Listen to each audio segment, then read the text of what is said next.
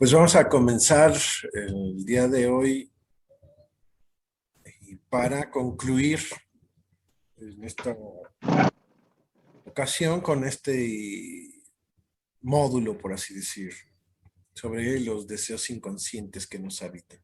¿Mm? Es una manera de hacer un corte y después volver a relanzar, ¿no? Desde otro ángulo, pero siempre finalmente eh, haciendo la transmisión del psicoanálisis de orientación lacaniana, ¿no?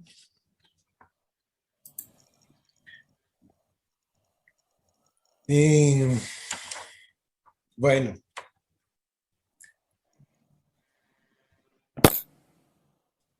quiero otra vez recoger algunos puntos que quedan ahí pendientes en relación a una puerta que es la que abre Freud con el sueño del padre, ¿no ves que me abrazo? Y que me parece que nos viene muy bien como para cerrar este,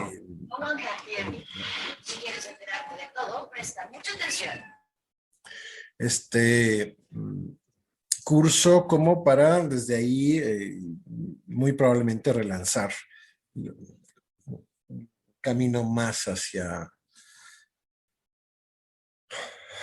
lo que es el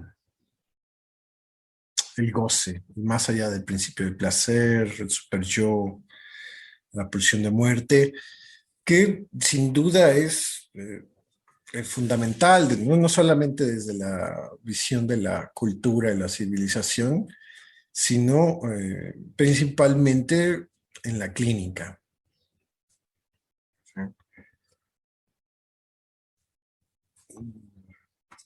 Así que tenemos esta escena que les decía yo, que la podíamos imaginar a este amigo que nos llegara y nos contara que se quedó dormido, ¿no? Se quedó dormido eh, justo después de la muerte de su hijo, ¿sí? El que produce un sueño. Uh-huh. y, y que nos resulta completamente atractivo, sobre todo porque es un sueño que es de tercera mano, ¿no? Ni siquiera tenemos ahí al, al analizante. Pero por lo mismo es como más llamativo y que Freud nos ponga este sueño eh, para empezar a hablar de lo propiamente psicoanalítico, ¿no? De lo que el psicoanálisis encuentra, digamos, en las formaciones del inconsciente. No la civilización, ¿sí? Ya no es solamente la cuestión de si la vigilia se continúa en el sueño o en el dormir, o más bien hay un desprendimiento absoluto, o el sueño auténticamente nos lleva aún más allá, probablemente una especie de más allá de la realidad. O si a través del sueño podemos tener una especie de relación con cierto más allá que puede aparecer a manera de premonitorio o de conversación con pues los espíritus o los dioses. Entonces, eh, esos temas son los que ya Freud va a explicar o va a tocar, sí desde los sueños o sí desde las formaciones del inconsciente, pero con la explicación estrictamente psicoanalítica.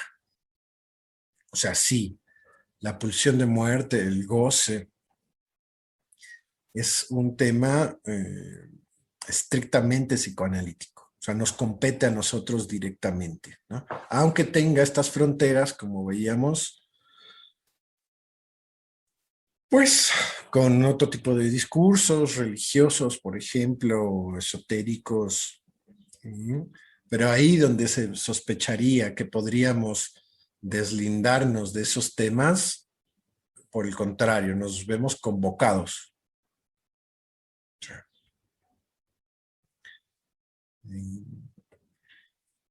La idea esta de que el espíritu del hijo muerto pueda venir a un muerto, fíjense, a un muerto pueda venir a despertar al padre y hacer ese reclamo a través de la voz, demandando la mirada. Entonces, la voz y la mirada. Imagínense eso. Un murmullo. Si el padre no ves que me abrazo, ¿no? Es muy fácilmente pensar en, no solamente en la interpretación esta de que continuó, se cumplió el deseo, de que seguía vivo el hijo, sino el reclamo. Sin duda es un reclamo.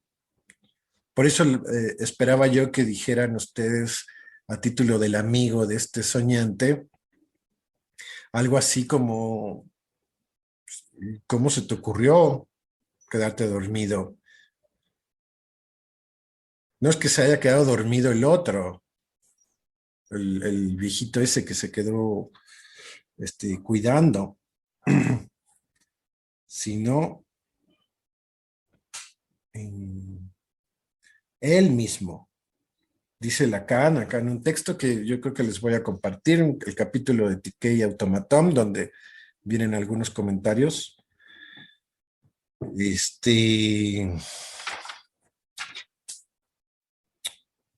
Dice Lacan que efectivamente el sujeto no estuvo a la altura de la circunstancia. ¿Pero quién? ¿Quién es el que no estuvo a la altura de la circunstancia? ¿Quién? La persona que se quedó cuidando al cuerpo, ¿no? Creo. Pareciera, ¿no? Sí. Pero el que se quedó dormido es el padre, ¿no? Dice, Pero, pero eso será como una negación de lo que está pasando. ¿Y por qué no podría estar a la altura? sí, la idea, digamos, yoica es decirnos que el que no estuvo a la altura fue el velador, ¿no? Pero en un sentido más analítico, el que no estuvo a la altura, bien podemos decir que es el padre. Y articular eso con el reproche que hace el hijo, no solamente en la realidad,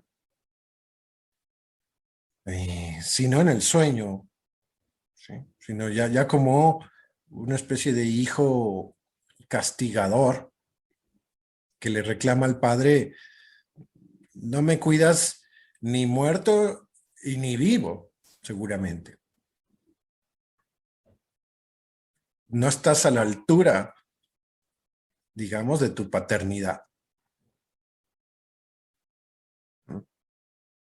Pues, por eso yo esperaba que eh, algunos de ustedes dijeran, pues sí, qué bruto. O la, no sé, la mamá del hijo, alguien cercano, decirle, ¿por qué te quedaste dormido, no? Un reclamo de ese tipo, que es el reclamo que viene a ser el hijo en el sueño, pero que bien pudo haberse hecho ese reclamo desde afuera. O sea,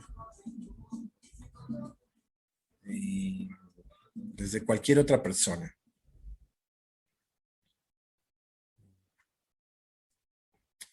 El fuego, dice, a ver, les leo un parrafito del Decay Automaton, de Lacan comentando esto. Dice, Es la página 67. Al ratito se las mandamos, si no es hoy, mañana, ¿no? La página 67 del seminario 11. Dice, bueno, dos párrafos. Primero dice, ¿dónde está en este sueño la realidad? Si no es en que se repite algo en suma más fatal con ayuda de la realidad, de una realidad en la que quien estaba encargado de velar el cuerpo sigue durmiendo, aun cuando el padre llega después de haberse despertado.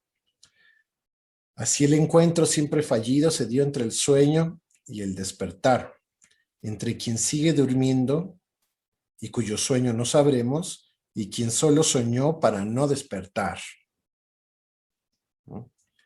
Si Freud, maravillado, ve en esto la confirmación de la teoría del deseo, es señal que el sueño no es solo una fantasía que colma un anhelo. Y no es que el sueño se afirme en que el hijo aún vive, sino que el niño muerto que toma a su padre por el brazo, visión atroz, designa un más allá que se hace oír en el sueño. En él, el deseo se presentifica en la pérdida del objeto, ilustrado en su punto más cruel. Solamente en el sueño puede darse este encuentro verdaderamente único. Solo un rito, un acto siempre repetido puede conmemorar este encuentro inmemorable, pues nadie puede decir qué es la muerte de un niño, salvo el padre en tanto padre, es decir, ningún ser consciente. Porque la verdadera fórmula del ateísmo no es Dios ha muerto. Pese a fundar el origen de la función del padre en su asesinato, Freud protege al padre. La verdadera fórmula del ateísmo es Dios es inconsciente. El despertar nos muestra el despuntar de la conciencia del sujeto en la representación de lo sucedido. Enojoso accidente de la realidad ante el cual solo queda buscar remediarlo. ¿Pero qué era ese accidente? Cuando todos duermen, tanto quien quiso descansar un poco como quien no pudo mantenerse en vela, y también aquel de quien sin duda no faltó algún bien intencionado que dijera, parece estar dormido, cuando solo sabemos una cosa, y es que en ese mundo sumido en el sueño, solo su voz se hizo oír. Padre, ¿acaso no ves que ardo? La frase misma es una tea. Por sí sola prende fuego a lo que toca y no vemos lo que quema, porque la llama nos encandila ante el hecho de que el fuego alcanza lo real.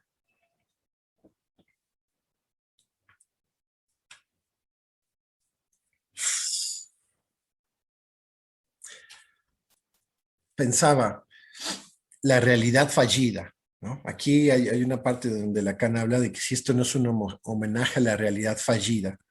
Y pensaba que bien pudimos haberle puesto a este curso ese nombre, realidad fallida, ¿no? Las formaciones del inconsciente como manifestaciones, por así decir, de la realidad fallida, que no es otra cosa más que la realidad misma. Es decir, la realidad misma es fallida. Dice acá Lacan también, un poco más adelante, pero ya no se los leo. Dice, todo encuentro es fallido. Es decir, independientemente, vamos aquí, independientemente del sueño como tal y la angustia que este soñante pudo haber tenido en el sueño, al despertar mismo encuentra una realidad fallida. Es más, todos nosotros, cuando intentamos despertar o despertamos o en el instante de despertar, experimentamos en cada ocasión esa realidad fallida.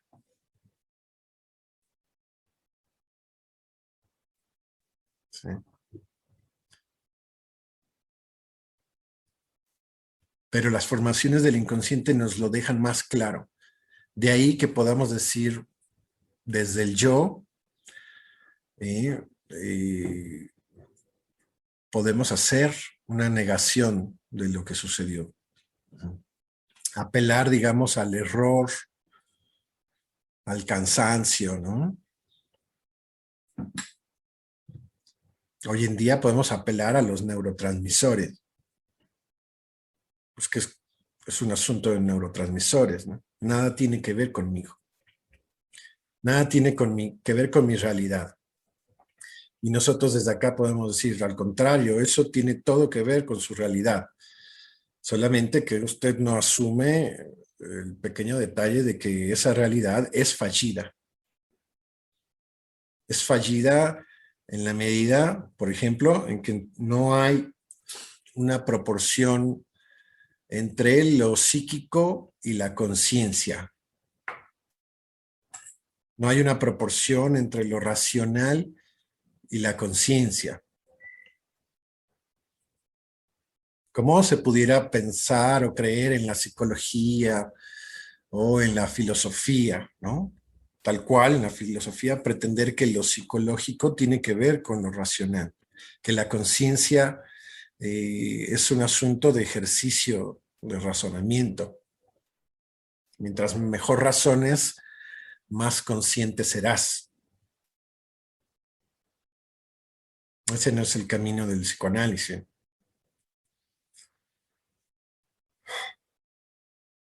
El camino del psicoanálisis más bien apunta a poder finalmente asumir eh, eso fallido, la falta, pues, la castración, la desproporción. ¿No? Hay una máxima de Lacan que dice no hay proporción sexual o no hay relación sexual. Pero podemos, si quieren, si perturba mucho lo de lo sexual, decir no hay proporción. No hay una adecuación, vamos a decirlo así, no hay una adecuación uniforme, no fallida, perfecta, entre la realidad subjetiva, la realidad psíquica y lo que pretendiéramos pensar como la realidad objetiva en sí misma. La realidad objetiva. Podemos decir, para hacer sentir, por ejemplo, el asunto de la realidad fallida, frasecitas como esta, como él, no existe la realidad objetiva. Y toda la resistencia que tiene el yo al respecto. Frasecitas como la de Mondrian, ¿no? Esto no es una pipa.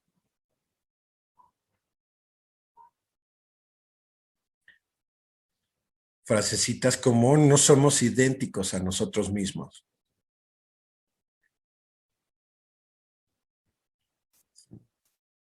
Y en cada una de estas frasecitas, desde el psicoanálisis, lo que podemos hacer es incluir a lo inconsciente.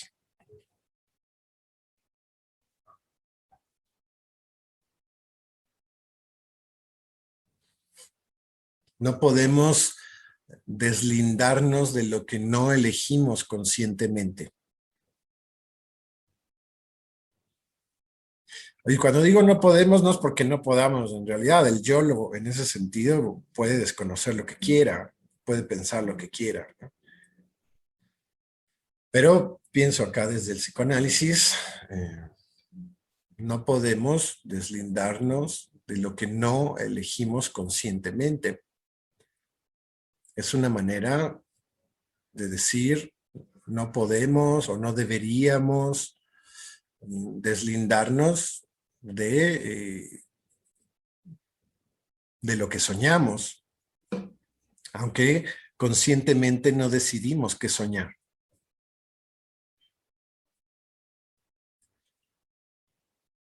¿Quién es el autor de nuestros sueños? ¿No? ¿Quién es el autor de nuestros lapsus, de nuestros olvidos, de nuestros síntomas?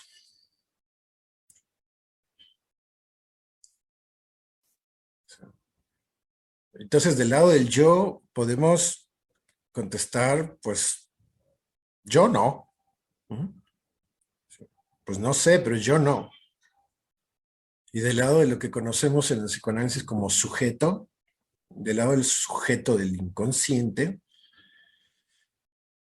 eh, podemos reconocer, digamos, que eso tiene que ver con el sujeto, aunque desconozca su participación yoica, asume su responsabilidad.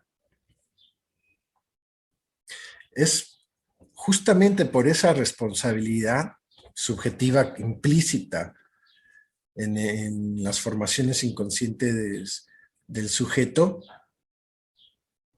que él va a poder resignificar toda su historia y su vida cotidiana. O sea, es desde el lugar del sujeto del inconsciente, porque el yo va a pretender desconocer eso, negarlo, y en ese sentido siempre ponerse como víctima de la realidad objetiva.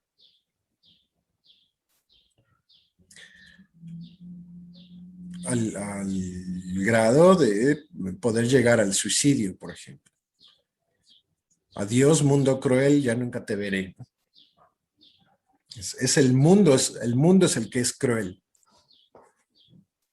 Por lo tanto, me quito de aquí, ¿no? Me salgo de la escena mundial del mundo, desconociendo plenamente su participación subjetiva. ¿Qué de él hace de ese mundo una crueldad insoportable? Y nosotros sabemos que hay algo en él, aunque sea así de manera pasiva, ¿sí?, que participa de eso que le acontece. Por esa razón podemos interpretar fenómenos que en otro campo pueden ser esotéricos o metafísicos psicoanalíticamente.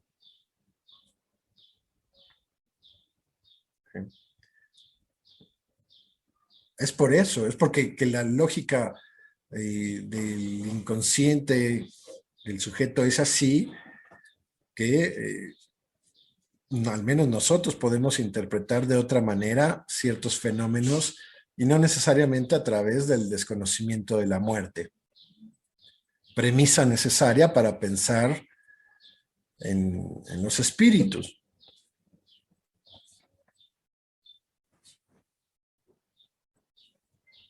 O en la divinidad, ¿no? Nada más ni nada menos con la propia inmortalidad de los dioses, ¿no? O sea, pensar en los dioses implica pensar la inmortalidad.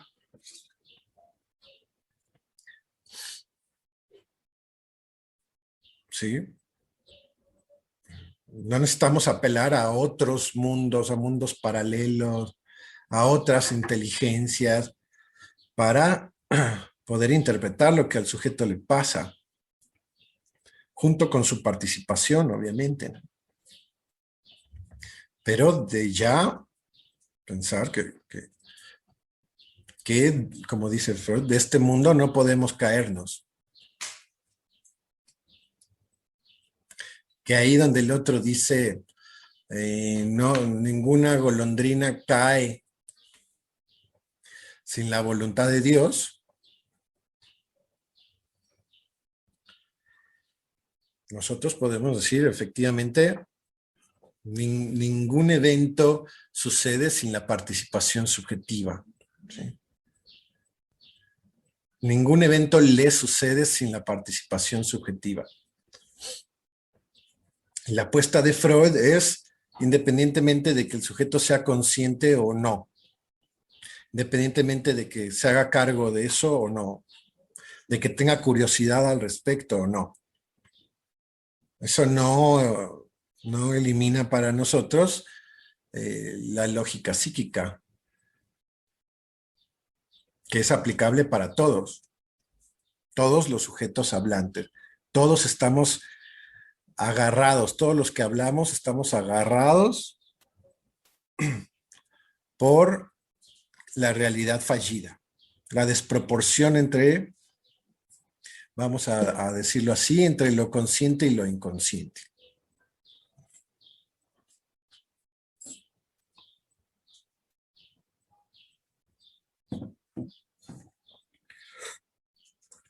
Por eso me gustó mucho este párrafo que les leí la vez pasada y que quiero volverles a leer. ¿Me están llamando? No, ¿verdad? Bueno, si quieren participar, ya saben. O agarran el micrófono o ponen la manita. De Freud, el último párrafo de Psicopatología de la vida cotidiana, ¿no? Me gusta por ese carácter, ¿no? Sí. Y voy a agarrar el último párrafo y el primero. Dice, ahora bien, el carácter común a todos los casos, tanto los más leves como los más graves, carácter del que también participan las acciones fallidas y casuales, reside en que los fenómenos se pueden reconducir a un material psíquico incompletamente sofocado. Un material que, esforzando a apartarse de la conciencia, no ha sido despojado de toda su capacidad de exteriorizarse.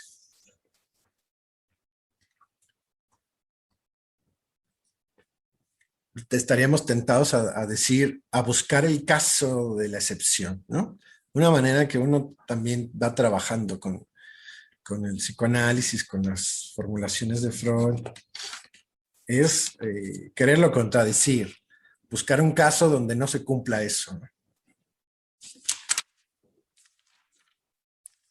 Y no es nada más por una cuestión narcisista, sino para ver si con ese caso uno puede destituir todas las implicaciones y consecuencias que tiene el psicoanálisis, que tiene lo que el psicoanálisis nos enseña.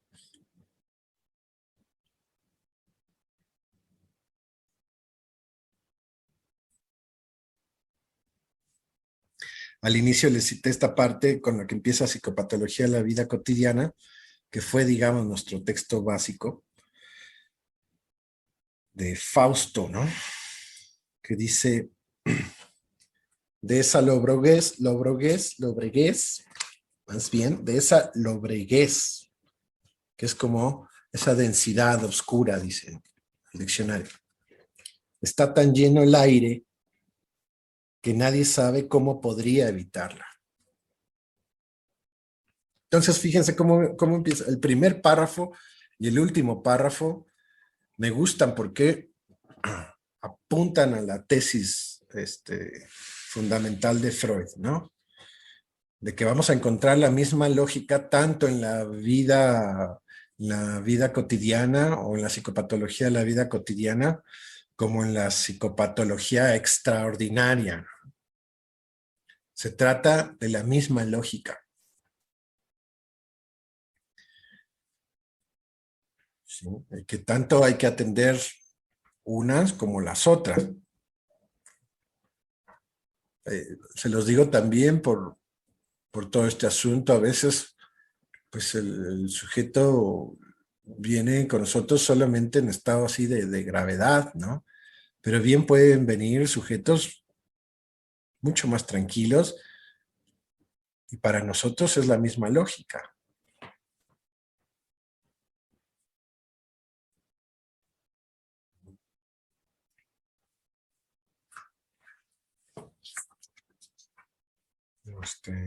Bueno,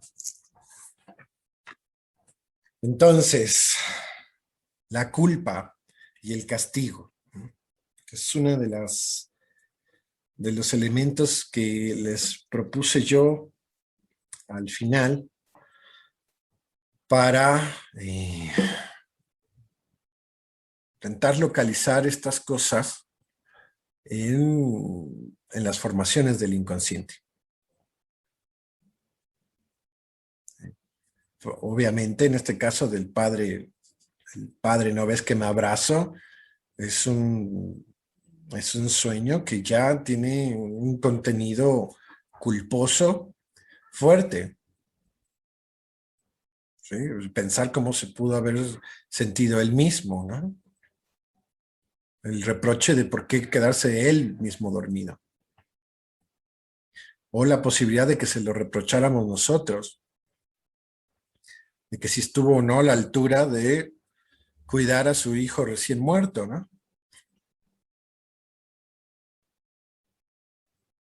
No sé, pensaríamos ya se iría a dormir ya después, pero no ahí. Y que seguramente ese reclamo sucedió antes, durante y después de la muerte del hijo. O sea, que el hijo que culpa al padre, no sé si eso ya les empieza a sonar más cercano, el hijo que culpa al padre, que le reclama al padre de X, Y, Z, ¿no? De una cuestión que podríamos eh, eh, sintetizar como no estar a la altura de la demanda amorosa del hijo.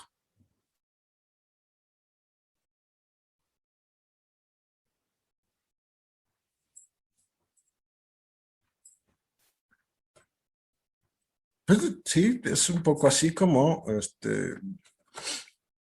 padre,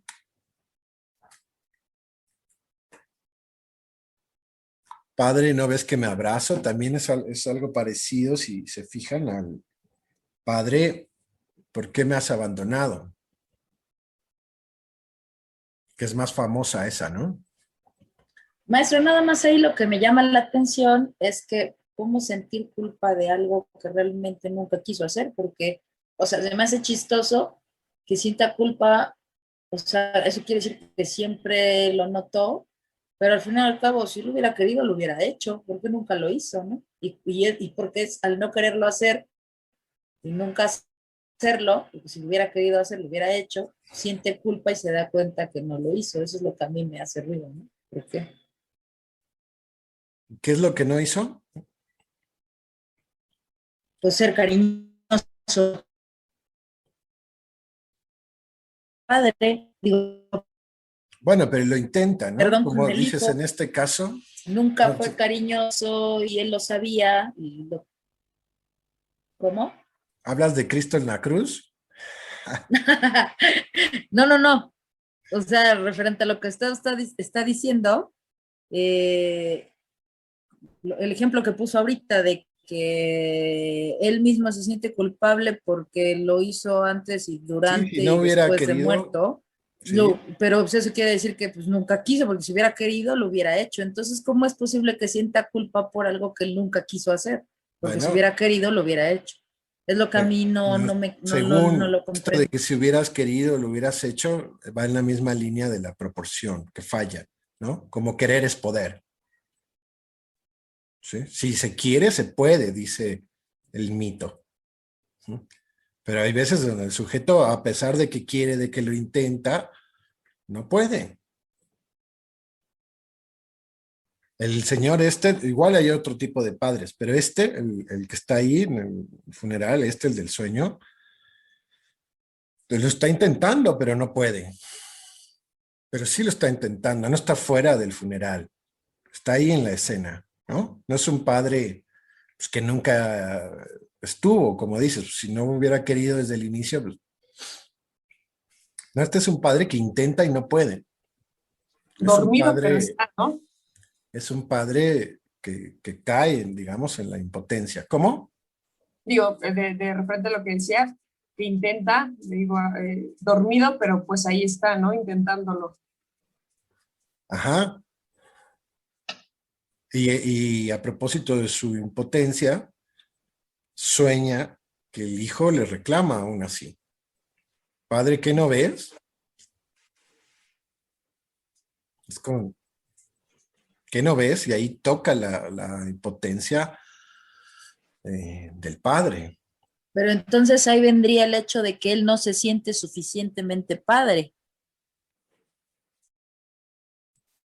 O sea, su idea de padre o de ser padre, para él no Falla. encaja con esa idea de lo que él tiene que ser Bueno, padre. ahí es donde Eso vemos sería. que falla. Eso es lo que les estoy marcando que falla, pues.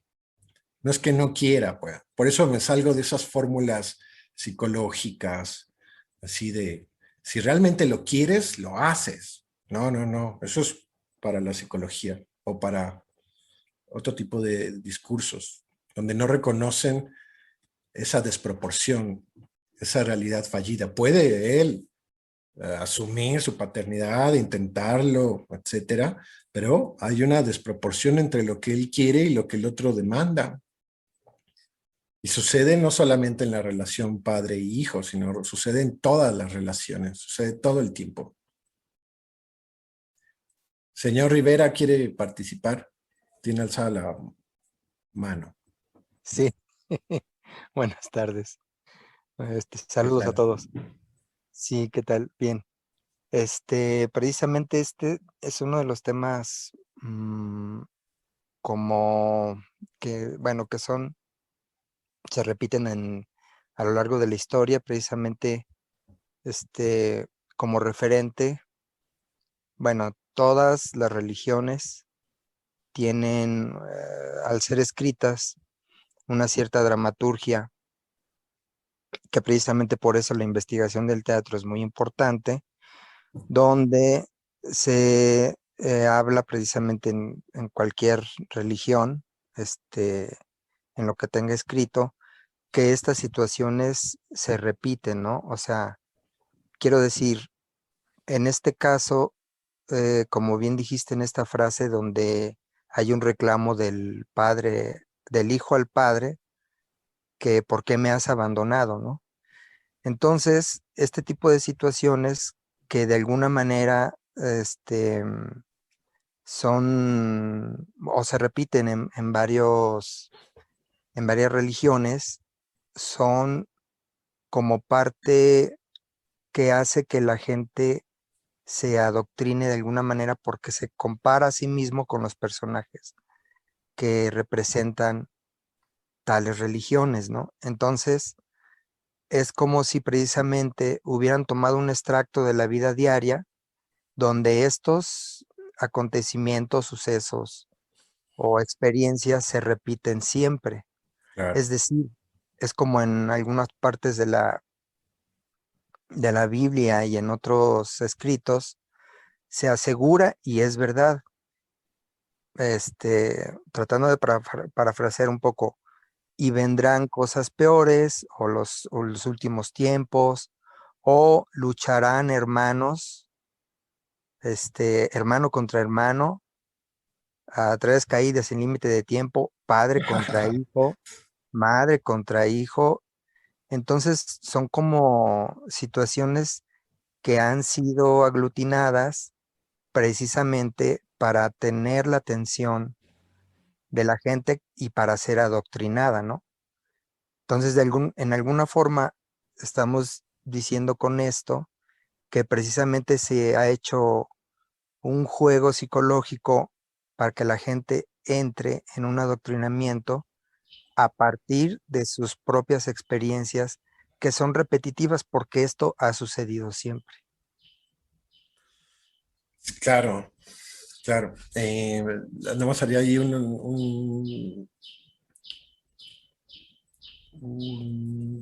una puntuación.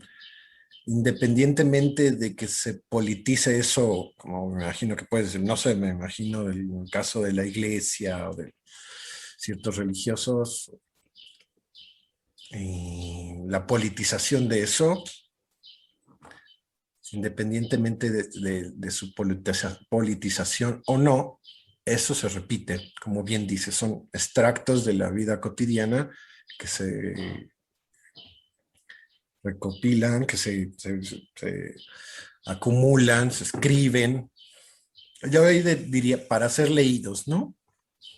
Y dejaría como un plus, lo que dices tú, de la politización o el uso que se puede hacer de eso para adoctrinar, para enriquecerse, Sí, lo que sea, ¿no?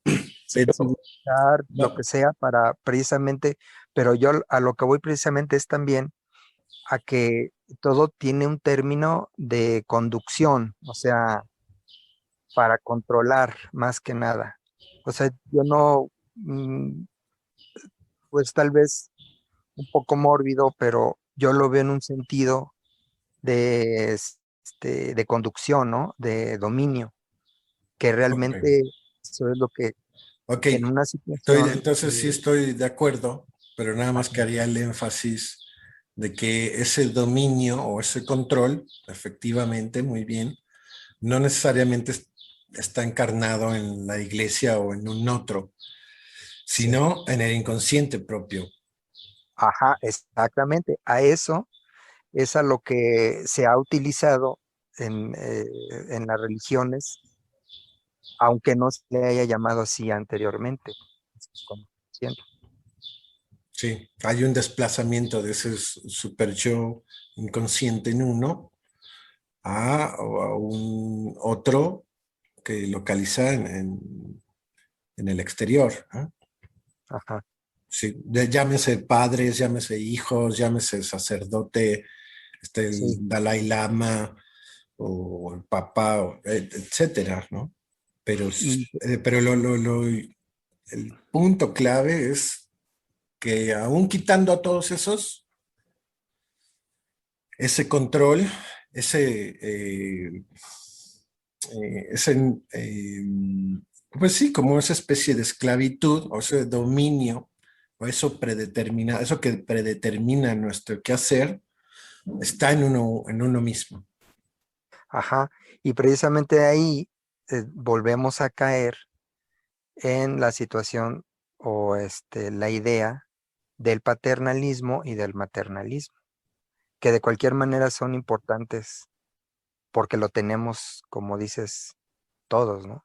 Ok, muy bien.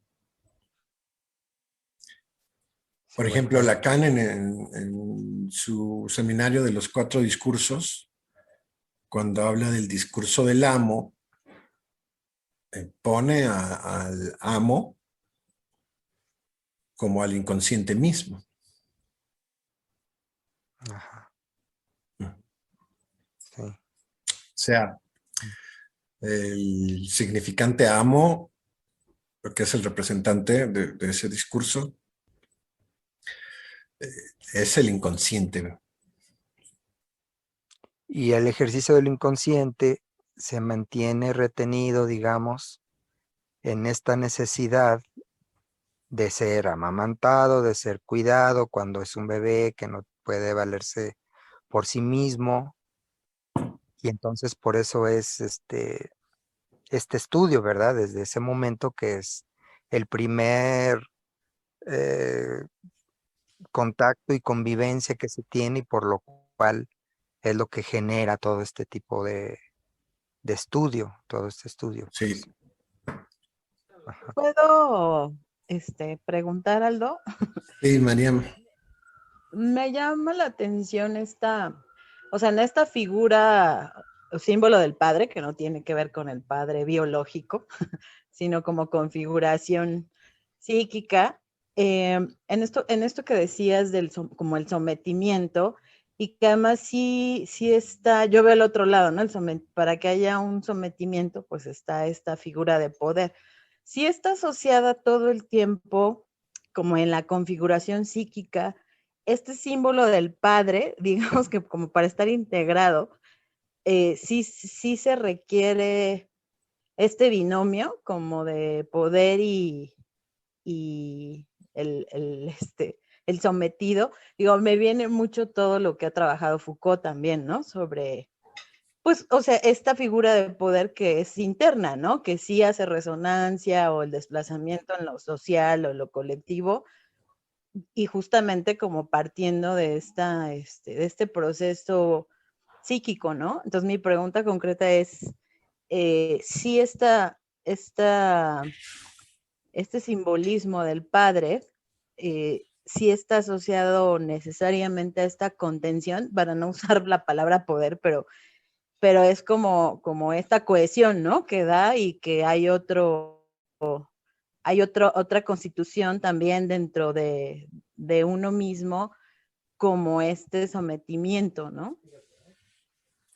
Sí, mira, ve, ahí ahorita justo en el punto en donde estás reflexionando, eh, te sugeriría poner, en vez de simbolismo del padre, o poner lo que puso Lacan ahí, le llamó el nombre del padre.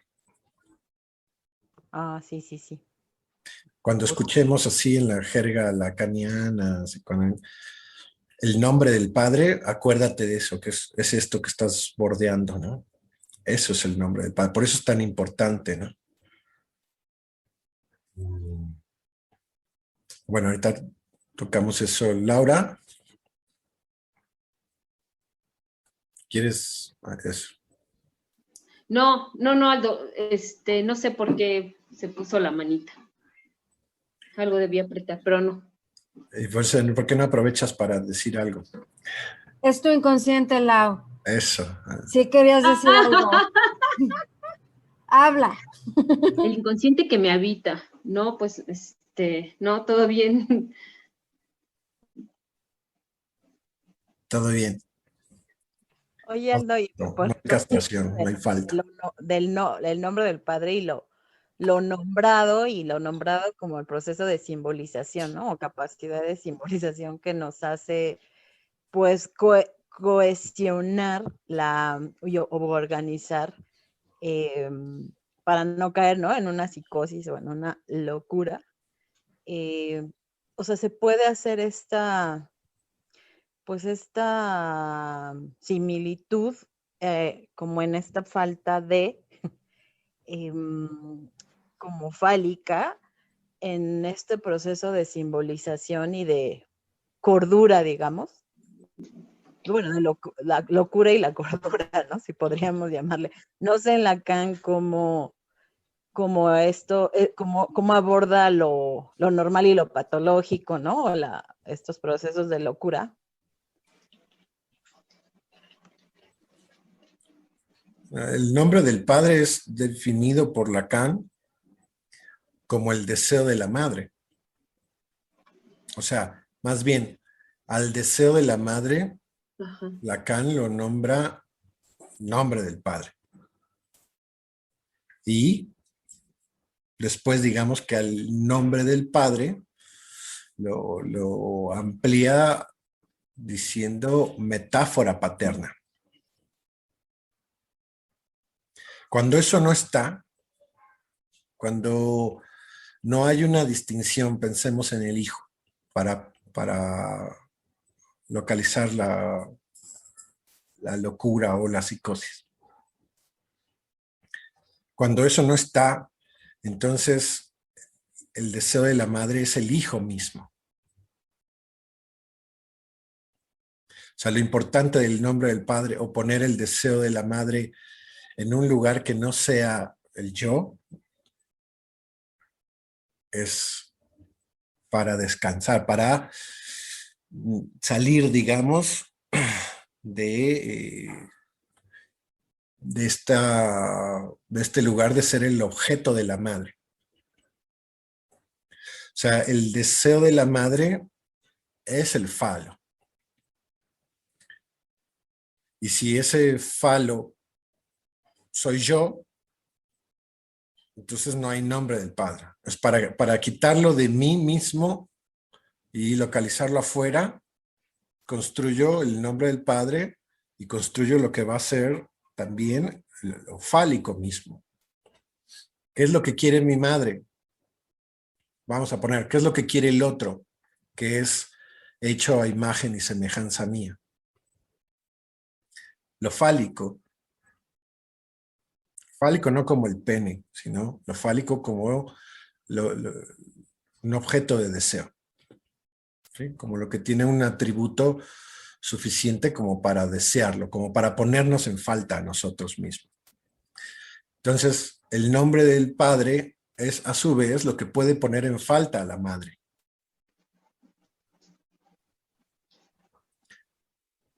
Sea el padre de carne y hueso, sea el trabajo, sea la abuelita, sea De ahí tantas cosas que ponen en esta línea de la imagen paterna. Lo importante es la imagen paterna. No, lo importante es poner en falta a la madre. ¿En qué sentido? En el sentido de que no me quedé yo pegado a la idea o a la realidad de yo ser el objeto de deseo de mi madre. ¿Qué quiere mi madre a mí? Así, aunque el yo a veces vacile con eso y ande diciendo que lo que más quiere es ser el objeto de deseo de su madre, ¿no? Ustedes saben que a veces le va mucho peor a las hijas amadas que a las no amadas. Que las no amadas se pueden separar más fácilmente de ese lugar. ¿Sí?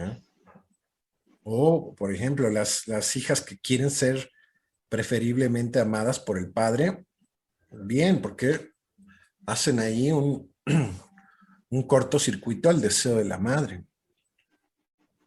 De ahí Freud funda todo lo que conocemos como el Edipo, ¿no? El Edipo clásico en las mujeres. Si no, te quedas pegado ahí y siempre vas a estar perseguido por la demanda materna. ¿Qué quiere mi madre? Ya lo sabemos. ¿Qué quiere mi madre? A mí.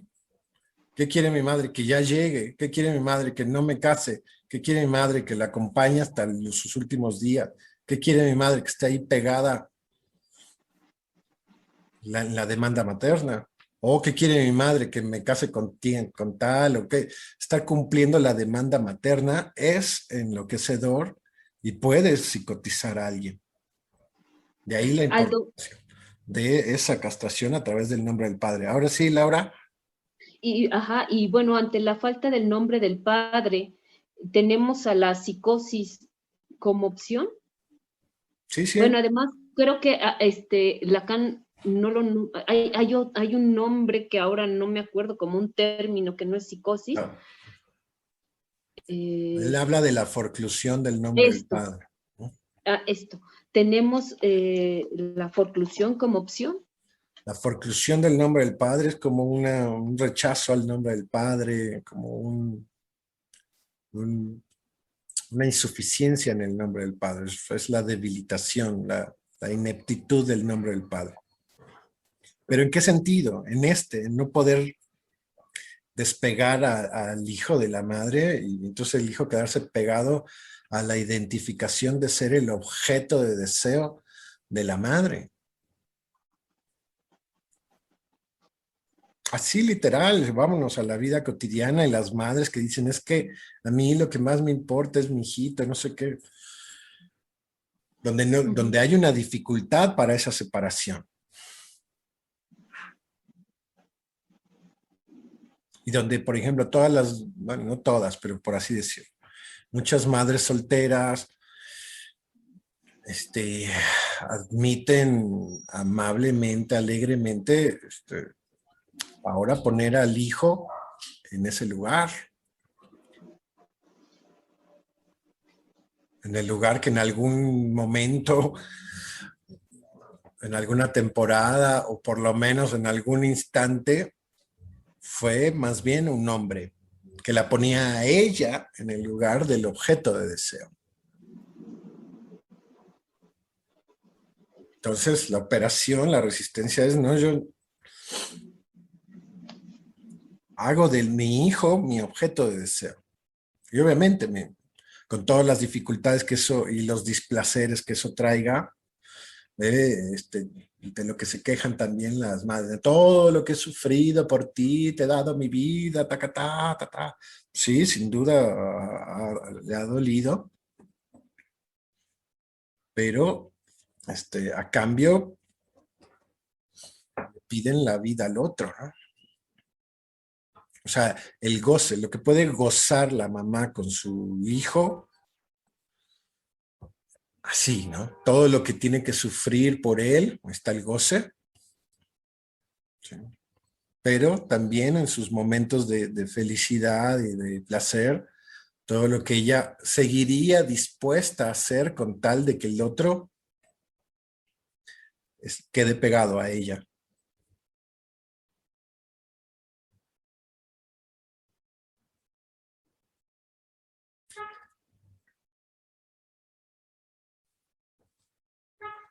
¿Y esto se asocia a cualquier otra forma de apego? Digo, estaba pensando en este ejercicio freudiano cuando desarrolla el principio del placer, ¿no? Con el juego del Fordat, de aventarlo y que surja todo este deseo para volverlo a tener y su alivio es tenerlo, ¿no? Que un poco podría funcionar así Pero ojo ahí, en la falta ojo ahí, ojo. y el tener, ¿no? Ese ejemplo del Fordat está puesto no para dar cuenta del principio de placer, sino para dar cuenta del más allá del principio de placer. ¿Por qué? Porque el detalle que más le asombra a Freud en el juego del Fordat, de su nieto, que no sé si todos lo conocen, pero es a partir de la ausencia de la madre, hacer una reparación a través de la invención de un juego, donde él con un carrito, con una cuerdita, avienta el carrito y después lo jala. Cuando lo avienta, dice vete, y después lo jala y dice ven. Y dice Freud que está, ahora sí, él dominando de manera activa, él poniéndose en esa escena del abandono ahora de la madre, que al final, tanto el abandono del padre como el abandono de la madre, para nosotros es el abandono del otro. Y entonces, para dominar, para reparar esa escena, se construye un juego donde él tiene la posición activa y entonces él es el que decide cuándo desaparece la madre. No que el deseo de la madre, y ahí lo que anda ahí buscando la madre, irse a trabajar, en este caso era muy trabajadora la madre, sea lo que determine hacerse ausente para el hijo. Ahí pueden ver el deseo de la madre, el nombre del padre en el trabajo de la madre.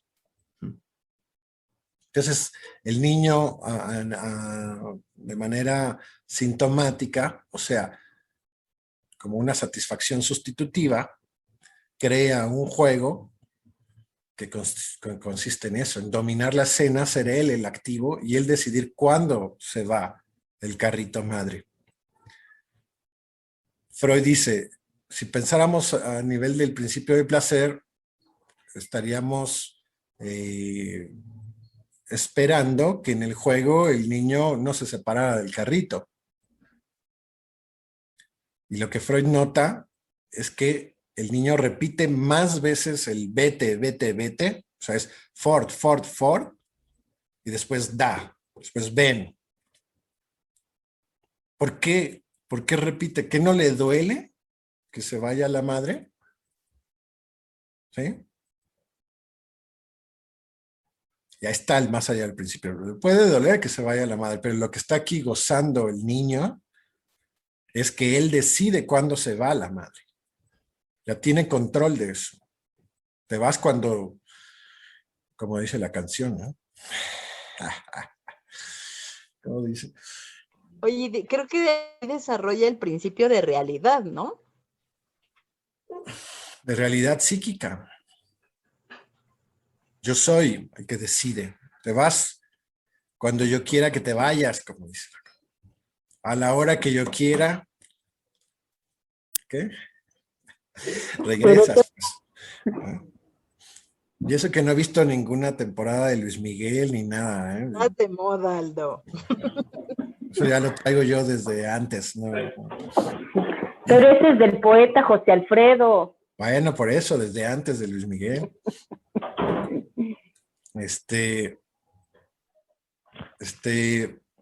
Es esa cuestión, el poder dominar o poder tener una posición activa en relación a la falta y a la castración. Súper psicoanalítico eso. El psicoanálisis, digamos, todo caso nos trae su respectiva manera, cada caso nos trae su mini Forda, su propio Forda.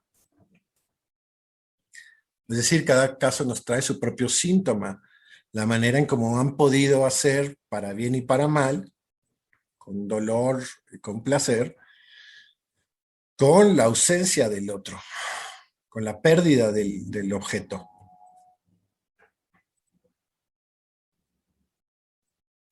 Ahora que recordaban la cuestión de la madre, para el bebé, donde ahí sí auténticamente no le queda al otro más que gritar y llorar, pero después podrá hacer otras cosas, ¿no?, para resolver eso. Si la madre no le quiere dar el biberón, no le quiere dar la medicina, no le quiere dar el calor, pues no le queda otra más que llorar o morir.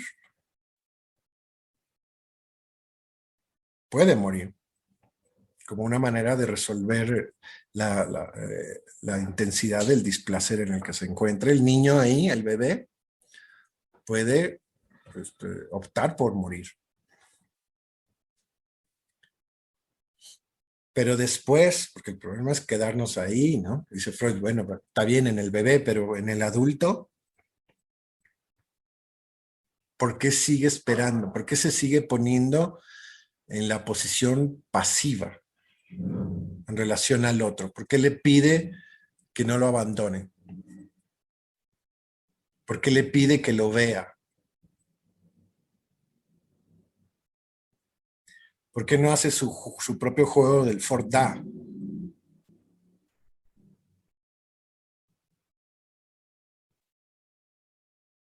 Y en el psicoanálisis, entonces, sí podemos decir que se trata de tener una posición activa en relación a nuestra propia castración. Y que en la medida en que lo hagamos de manera mucho más consciente, el sufrimiento va a disminuir de una manera contundente.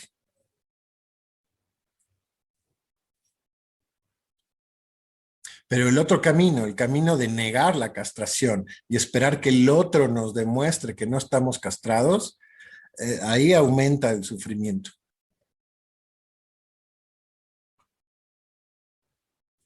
No es filosofía, es demostración clínica, es sabiduría clínica.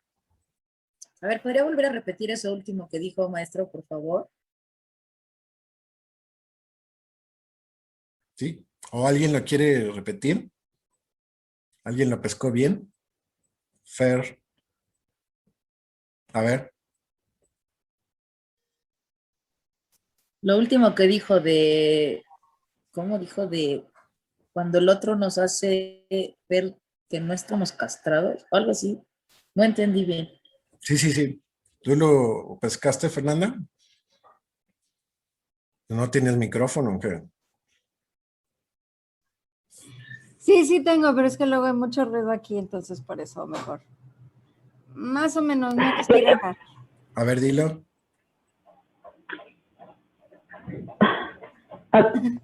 No, prefiero que lo... ¿Tú, Laura? A ver, creo que va por el lado, bueno, con otras palabras, por supuesto, pero que mientras mayor responsabilidad subjetiva, menor sufrimiento en el sujeto. Sí. Mientras más tenga una posición, uno, activa y consciente en relación a la falta, a la castración, estará más orientado a la disminución o la desaparición contundente del sufrimiento. Y por el contrario, en la medida en que busque a esta Diana, que rechace la castración, desee eliminarla y pretenda peor aún que sea un otro el que le demuestre que él no está castrado, que él no está en falta, ese camino va a garantizar el sufrimiento.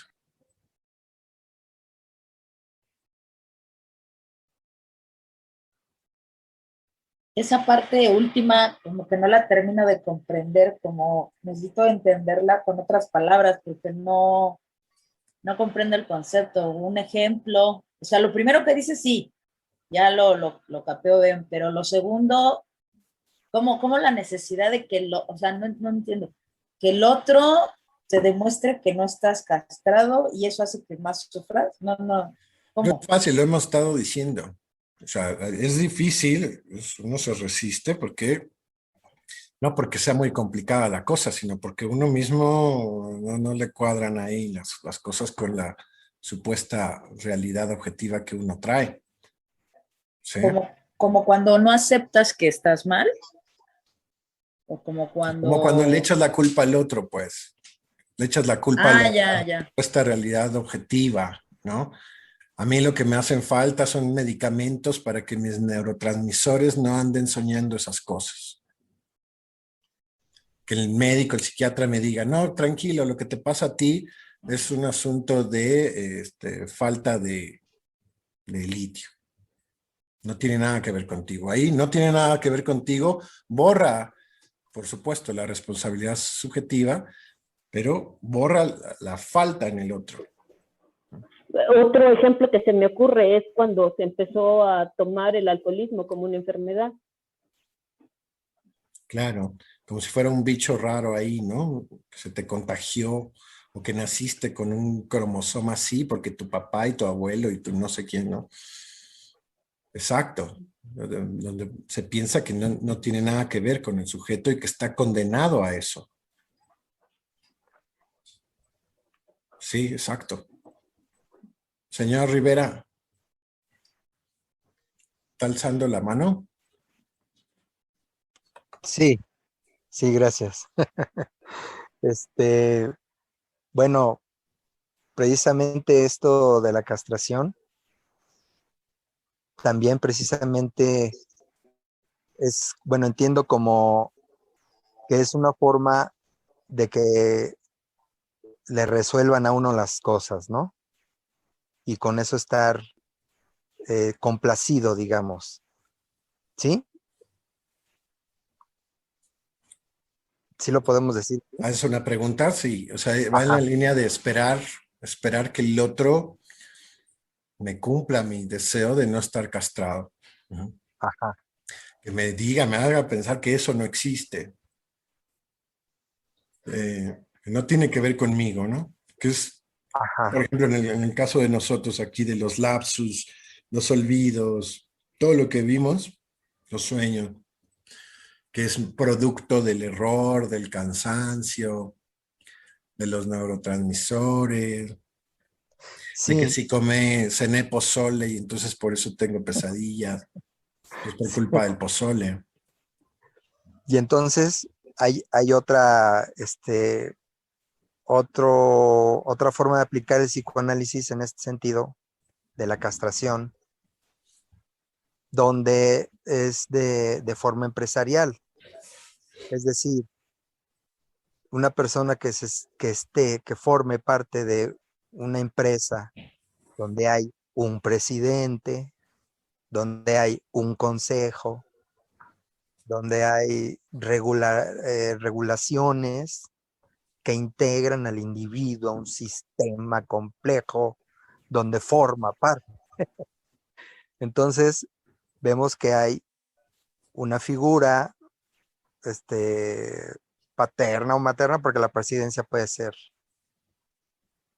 femenina o masculina, pero hay una autoridad y entonces esto también se utiliza de forma empresarial, ¿verdad? Entonces el individuo vive satisfecho formando parte de una empresa donde se desenvuelve porque es ahí requerido, Sí, aunque sea como esclavo, ¿no? ajá, exacto, Como donde es proletariado. explotado, pero él se ve integrado porque entonces quiere formar parte de una gran empresa en Nueva York. En Bueno, fin, hay un ejército de personas que trabajan o estudian toda su vida para lograr ese tipo de alcances, precisamente, pero algo ya sembrado, digamos, como una forma de vida y que se integra precisamente a este desarrollo empresarial. O sea, ujú. una forma de desarrollo empresarial donde la gente lo acepta como siendo parte y donde se integra, pero está castrada, pero es mejor. Bueno, si él piensa que es mejor y le va bien y todo, bueno, pues le fue bien. Claro, Es como claro, su o sea, Ford A, ¿no? sí, porque este tipo de castración podría decirse tiene su recompensa, obvio, No siempre. No, ¿no? Pero no, en este no, les caso va sí, bien. digamos. Hay unos que les va muy bien y hay otros que no, que de plano están muy Sí, mal. O se claro, autoengaña, ¿no? También se autoengaña diciendo que sí, porque ya cumplió el sueño que todos le dicen que debería de cumplir, pero no es lo que él realmente desea, ¿no? Y se autoengaña diciendo que está bien. Bueno, pero ahora que decías del jefe, el dictador, el presidente, eso, pensé en el bebé rey, en el baby king que dice Freud. no. O sea, poner al mismísimo bebé como el amo Ah, sí, sí, sí, claro. y Y estar bueno, dispuesto a someterse, a ser el esclavo del bebé, pues, a ser, claro, no cualquiera se somete a eso, ¿no? ajá. Pero Y, eso no necesariamente es bueno. Si, ¿qué tal si la mamá dice, pues ahí quédate, pues te mueres y a ver quién te atiende? Y no, no, no, y luego las consecuencias que vendrían después con el paso del tiempo, cuando ya no sea un bebé, pero entonces sí requiere que todos o su medio esté alrededor, ¿no? Cumpliendo sus... su bebé de 30 años, ¿no? De 60 Ajá, años. exactamente. Sí, Y sigue siendo el amo, pues. claro, ¿No? claro. Sí.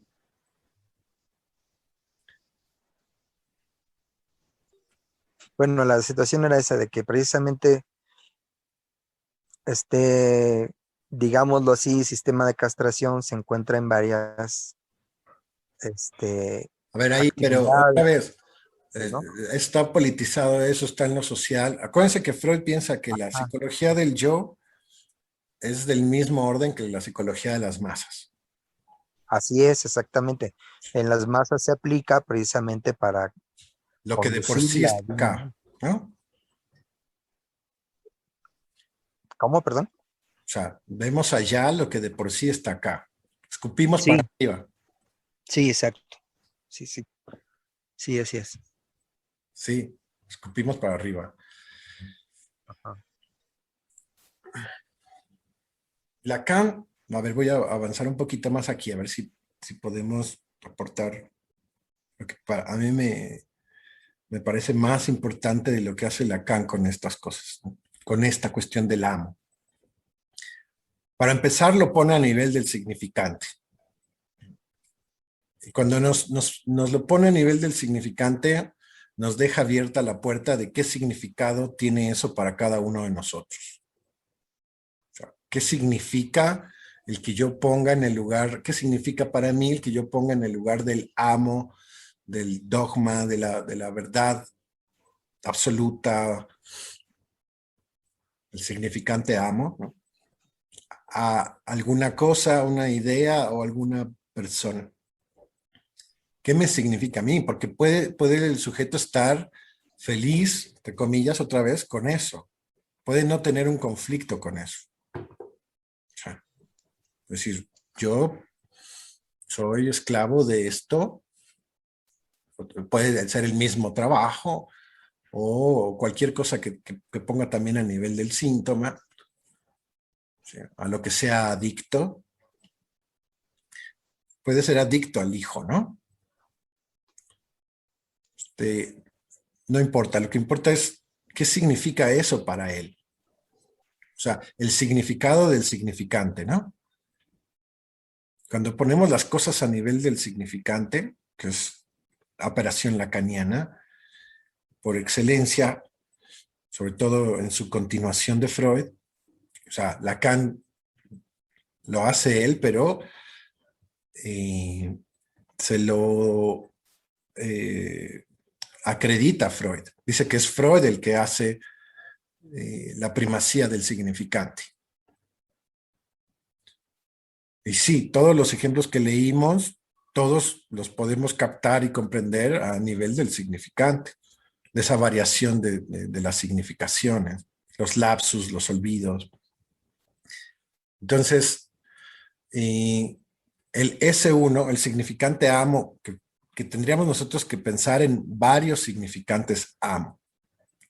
En nuestra vida, en todo nuestro discurso, tenemos varias cosas que son del orden, lo voy a poner así, de la verdad con mayúscula, que son como, que tienen muchísimo peso,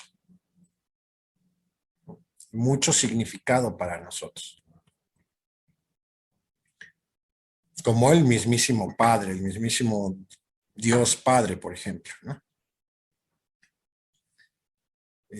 Entonces, cuando él hace esta lógica o logifica esto, y nos lleva a decirnos que somos esclavos de ciertas verdades pesadas que determinan nuestra forma de gozar. Somos esclavos de ciertos significantes amo que determinan nuestro programa de goce para bien o para mal.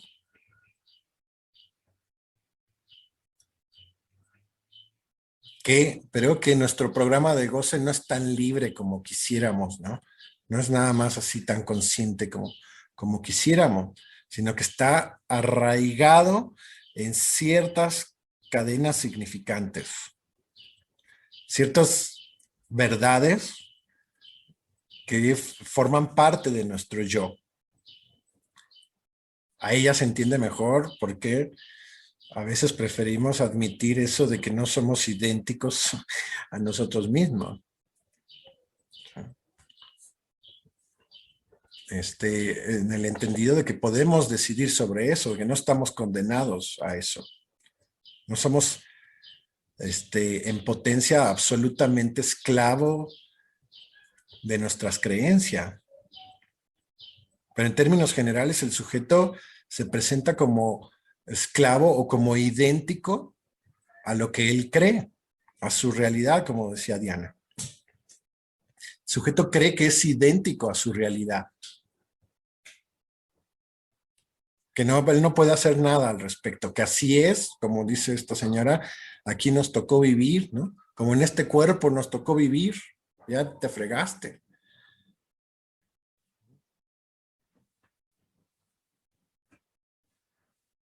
Por eso ahora está tan fuerte esta idea de que podamos decidir sobre la sexuación que queremos, ¿no? La idea de que soy un hombre atrapado, dicen, en un cuerpo de mujer, o viceversa. Como, exacto, un esfuerzo ahí, pero sumamente sintomático, de querer liberarse de esos significantes determinantes, como el significante hombre o el significante mujer. Se comprende ahí el esfuerzo sintomático. Pero no por decir, pues ahora ya soy mujer, quiere decir que ya se libró de la castración. De los otros significantes amo que operen en su vida. Como dice Freud, a propósito de la angustia de nacimiento, en su respuesta a Otto Rank, dice Freud, no por retirar la lámpara que ocasionó el incendio se va a apagar.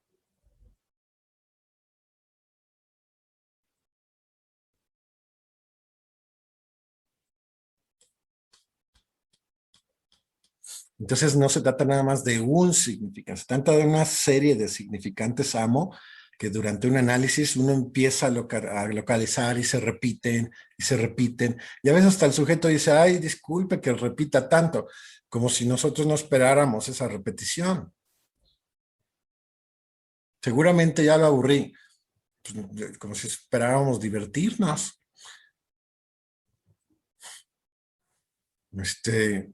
Pero eso que se va repitiendo, se va decantando, y se van localizando esos significantes que son claves, ¿no? Que se van repitiendo, se repiten, se repiten.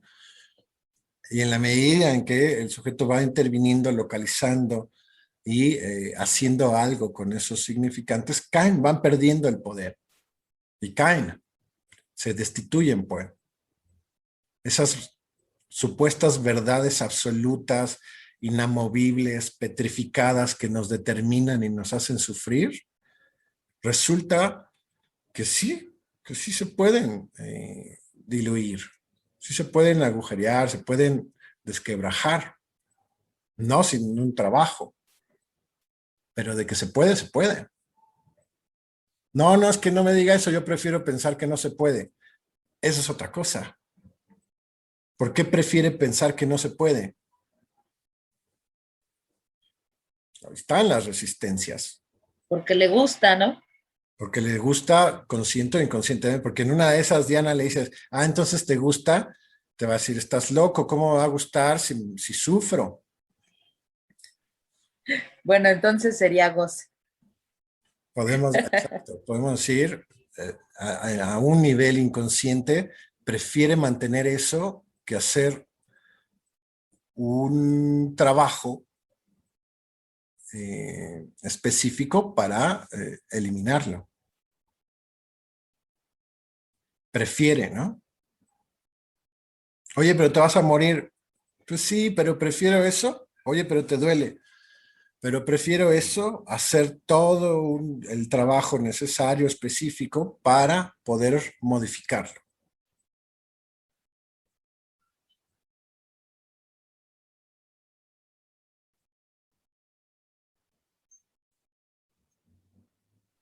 O también podría ser, maestro, porque le tienen miedo a lo desconocido, a algo nuevo, algo diferente, ¿no? No confían, se aferran a algo que ya conocen, por ejemplo. Puede ser, ¿no? Pues más vale viejo conocido que nuevo por conocer. Sí, Sí. pero estaríamos con esa frasecita, probablemente nos podríamos ir con la finta del goce, como dijiste, del goce inconsciente que implica al sujeto ahí.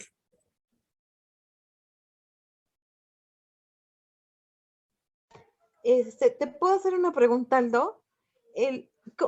¿Nos podrías comentar un poquito la relación del nombre del padre y el deseo de la madre con el significante o con la cadena de significantes? Es decir, cómo se relaciona. Me llama la atención justo por la importancia que tiene en la Constitución, ¿no?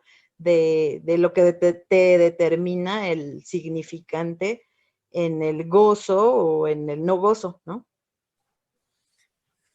Sí, vamos, una manera de percibirlo o de aprenderlo es así, o sea, al final es a través del discurso y no la madre misma o no el padre mismo, sino el discurso del otro, lo que nos va a estar exigiendo y demandando y torturando en nuestra vida cotidiana. Puede morir la madre, etcétera. Y lo que se preserva es la demanda del otro con mayúscula, que lo localizamos a través de sus frases, de lo que supuestamente nos exigen. Por ejemplo, en casos de tristeza o de un aplastamiento del deseo, escuchamos frecuentemente decir o quejarse a estos sujetos del tenerse, así lo dicen, tenerme que levantar, tenerme que bañar, tenerme que arreglar, tener que salir a trabajar. Y le atribuyen a la vida misma esa condición. O sea, quiero dejar de vivir porque estoy cansado, no soporto el tener que despertar, curiosamente, y atender la demanda del otro. Pero es ese otro de ese grado de tenerse que bañar, tener que comer, dicen. Ya no quiero hacer nada. Pero no es que no quiera hacer nada, sino no quiere ya por alguna razón que hay que ver, cuando ya revisamos el caso, lo localizamos perfectamente,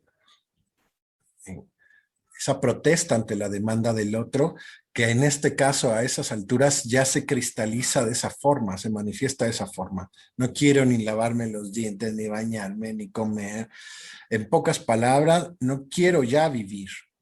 Ese no quiero vivir es no quiero ya responder a la demanda del otro. Y ahí ya no hay madre, ya no hay padre, ya no... Es el otro tal cual. Y a través de frases como esa, tener que levantarse. O sea, no es el, pues me levanto, me baño, como, hago, no es, me lo piden. El otro me lo pide. Lo que yo no soporto es al otro mismo. Al otro de la demanda, pues.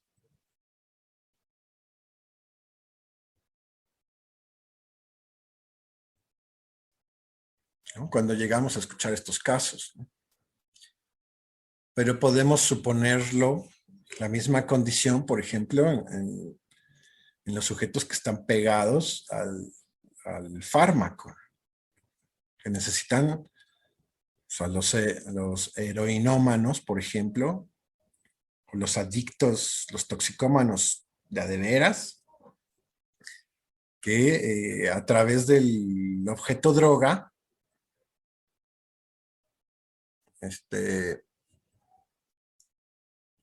eliminan, suplantan al otro, a la demanda del otro del inconsciente, hay que agregar, ¿no?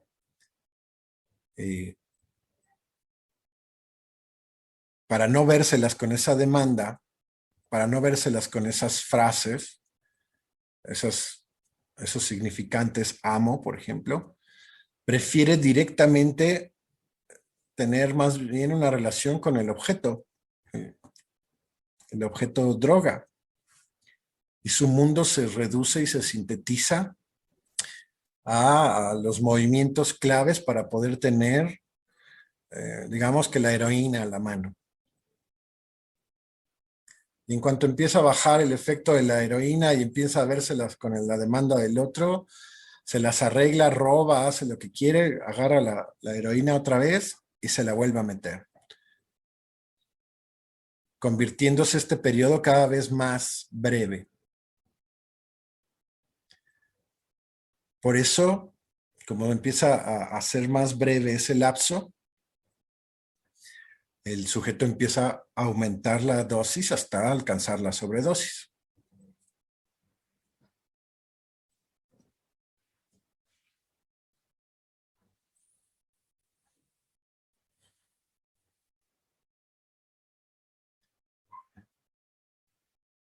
Es así. Reducir al mundo, a todo el mundo, vamos a reducir la demanda del otro a una simple demanda que puedo hacer de manera activa, o sea, que no sea yo el que tenga que recibir la demanda. Vamos a pensarlo así. Es la heroína, ya no es el otro, la madre, la pareja, el trabajo, sus propias asociaciones libres, sus formaciones del inconsciente. No, ya es la heroína misma la que me demanda encontrarme con ella. Y a nivel pues, del acto, lo que el sujeto tiene que hacer es nada más todo lo necesario para volver a encontrar a este objeto, fíjense, que colma su castración, ¿no? Que le hace creer que no está en falta, que le hace creer que está incompleto, que le hace creer que no tiene que vérselas con el discurso, con el inconsciente. El problema es que eso puede reducirse tanto que el sujeto tal cual, literalmente desaparece, se muere.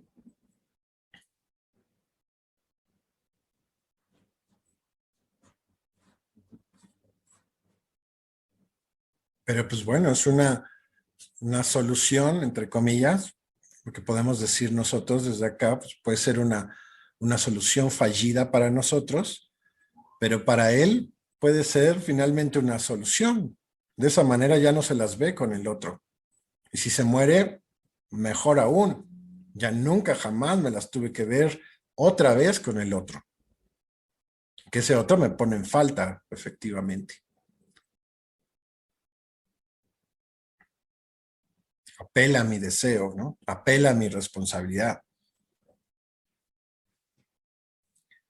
Que ahí en esos casos se ve como el tenerse que bañar, tener que comer, pero en gran escala es su responsabilidad subjetiva, su discurso, qué es lo que él quiere realmente hacer.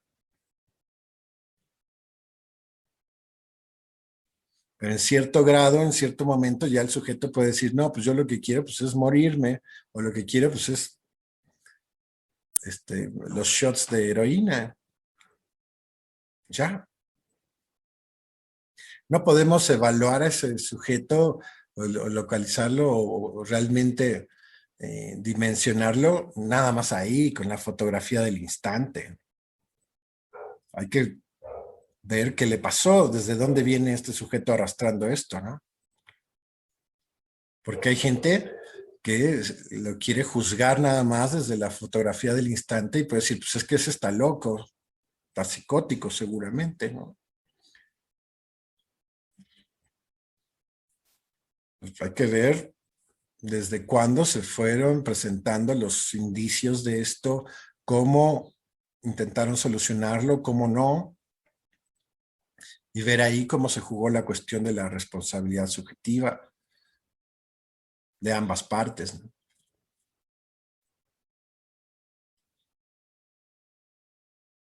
Entonces, Aldo, podemos decir que puede cambiar el significante, puede cambiar el otro, pero el deseo y ante esa falta es lo que va a estar constituyendo, ¿no? La conexión con el significante o con el otro. Exactamente. Muy bien.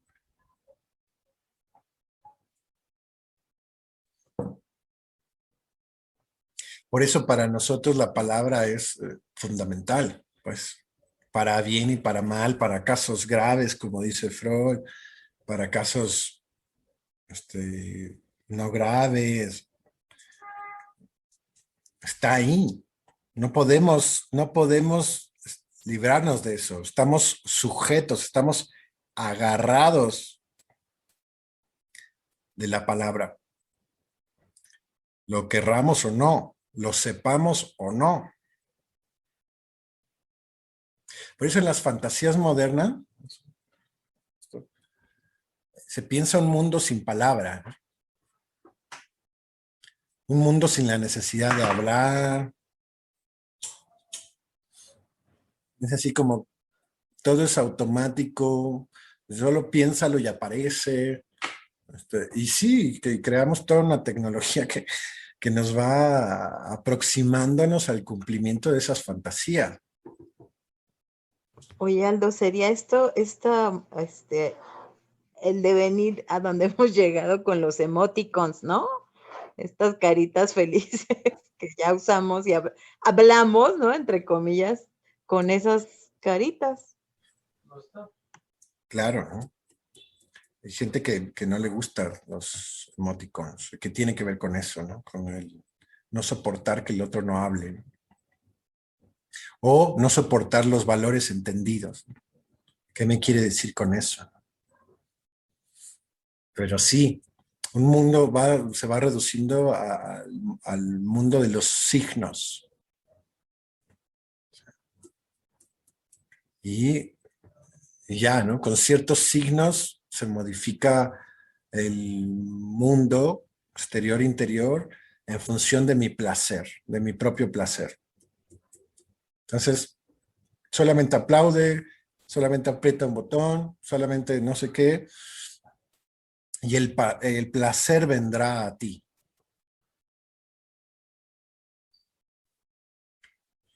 Por eso es la frase de goza, goza, goza hasta reventar. O sea, si quieres puro placer sin mediación de la palabra, pues va a reventar.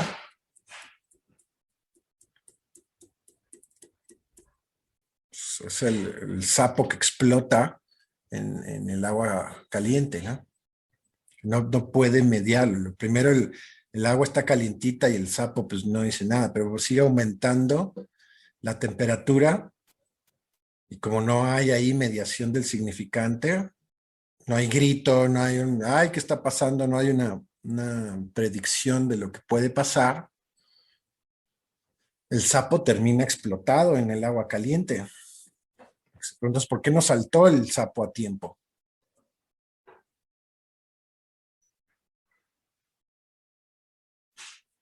Cuando nosotros así quitamos la mediación del significante, a ver, vamos a ponerlo en la vida cotidiana. Cuando ya perdimos la cuenta,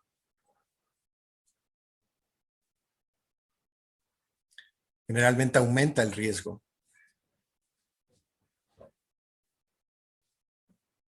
Eso quiere decir, cuando ya no hay mediación del significante, eso aumenta el riesgo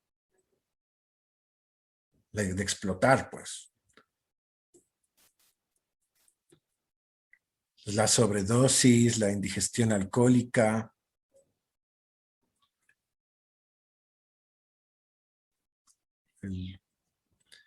por ejemplo, el exceso de ejercicio también.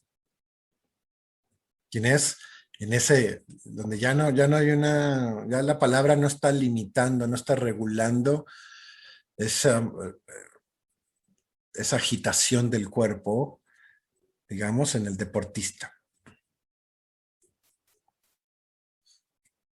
Y pueden haber estos desmayos, estas muertes súbitas, o pues definitivamente pues, las fracturas, lastimarse, porque en la omnipotencia del yo sigue más. Hasta que el cuerpo le dice, ¿qué te pasa, no? Y hace huelga, protesta. Se desmaya, se cae, se fractura, o de plano, pues ya se le desgastó la rodilla y ya no puede continuar eso. Por más que la omnipotencia del yo diga, quiero más. El que te dice más, ya no importa si es 2, si es 50, si es 200, si es 2.5. Le digas lo que le digas, te va a decir más.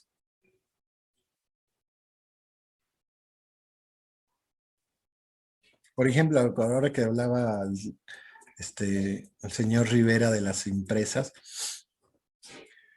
estas empresas que les piden a los empleados superarse y cada semana aumentar sus ventas y aumentar. Y si pudiste vender tanto, ahora el próximo mes vas a vender un poco más. Y así, lo que aplican es la misma lógica. Esa demanda superyoica en términos capitalistas. Y entonces es más. Ya tengo tanto, ¿no? Ya vendí tanto, pues si pudiste ahora más. No importa la cifra que digas, siempre te van a decir más. Como ahorita que está de moda Carlos Slim. Ya tienes tanto dinero, señor, cálmate. Tienes propiedades, tienes casas que nunca vas a visitar. Pero quiere más.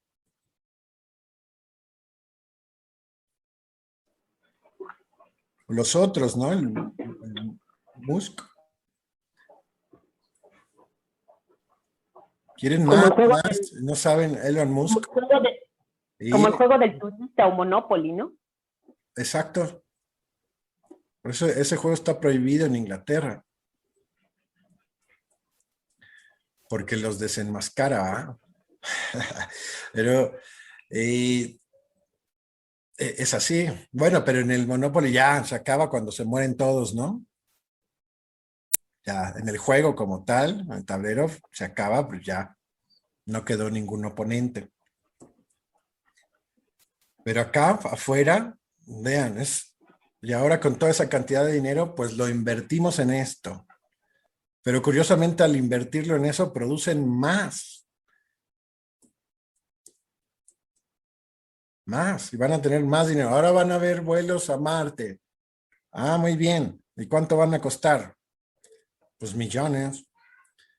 Y el señor va a recuperar su inversión y va a tener ganancias.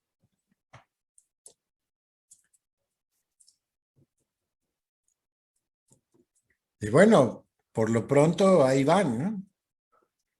Siguen vivos, pero podemos ver que están bajo el dominio de la demanda del más, más, más, y donde el significante como tal ya no les dice nada. Ya es lo mismo que sean 100 pesos o 3,000 trillones de dólares. No importa, el chiste es más. Oye, pero vas a destruir al 99% de la población. No importa, yo no me estoy demandando eso no me demanda mi super yo alimentar a los que se mueren de hambre. Lo que me demanda mi super yo es a tener más, hasta reventar, como dice. Ya en la lógica compleja del yo y la psicología de las masas, pues ustedes saben la paranoia en la que empiezan a entrar ciertos sujetos así, donde la muerte les puede venir, o el límite les puede venir, eso que quieren rechazar, de sus propios familiares o de los ciudadanos, ¿no? Que lo maten. El problema del dictador es que siempre vive amenazado de muerte. El problema del tirano es que siempre tienen miedo de que el otro se va a desquitar y lo va a matar, lo va a envenenar.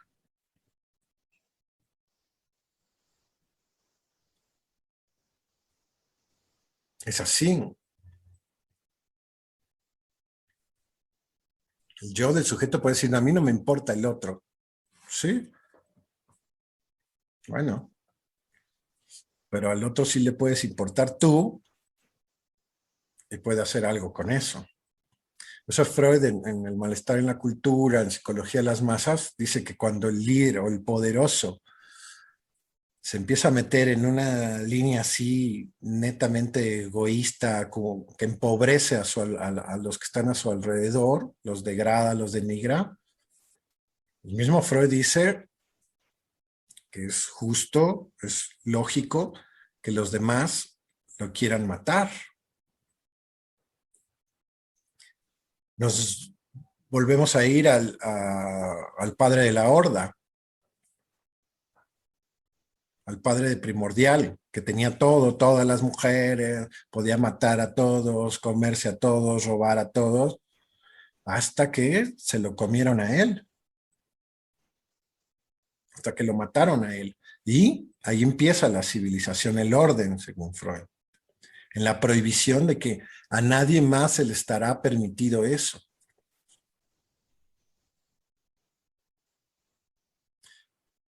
Y en muchos casos, si no es el alguien más, puede ser el mismo super yo que lo va a castigar. Por más que él reprima su culpa, que no sienta la culpa, de una u otra manera, eso va a fallar o puede fallar. Desde otras ideologías alcanzan estas construcciones y pueden ser creyentes absolutos de lo que conocen como el karma. Y bueno, y pueden tener estos detalles de que si no es en esta vida, por lo menos en la que sigue.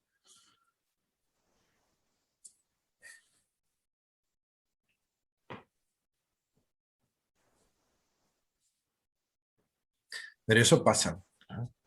Y ahora estamos poniendo estos casos, digamos que extremos, pero el sentimiento de culpa y la necesidad de castigo, ese es el binomio freudiano. Ahí donde hay castigo es porque hubo culpa. ¿Sí? Consciente o inconsciente. Pero donde el sujeto mismo, ¿no?, interpreta lo que le pasa y se echa la culpa. O sea, lo interpreta tal cual como un castigo. Y hay veces que sí, hicieron ciertas cosas que no querían hacer y terminan castigándose.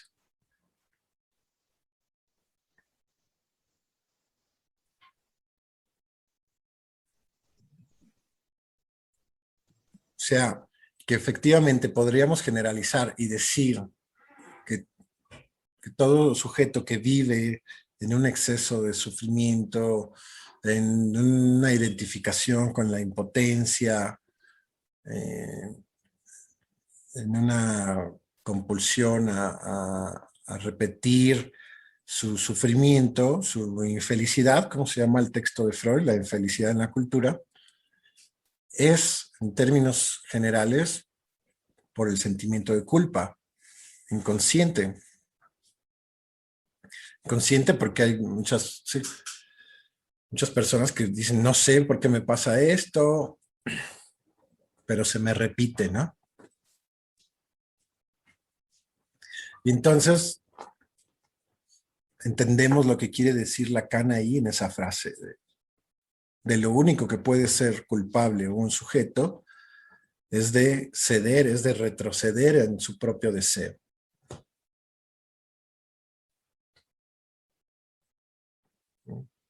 Eso ya queda ahí plasmado, ¿no?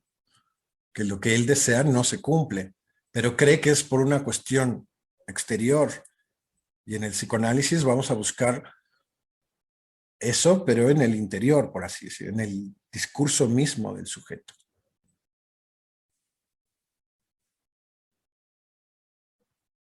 Ahí vamos a encontrar por qué pasó, dónde se dio, dónde retrocedió en su propio deseo. Y la repetición o las réplicas de todo esto es lo que él puede ubicar como que le proviene del mundo exterior, como si él no tuviera que ver con eso, como que fuera simplemente mala suerte, mala fortuna. Que estoy salado, ¿no? O literal, pues me voy a hacer una limpia, o no sé.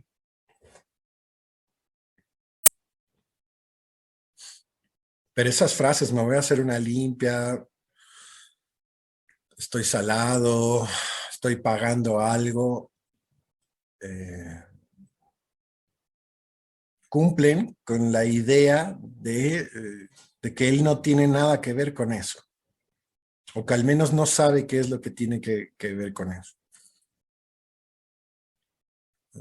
Esa frase de esa madre que dice, yo no sé qué hice para pagar con todo lo que tú me haces, hijo o hija.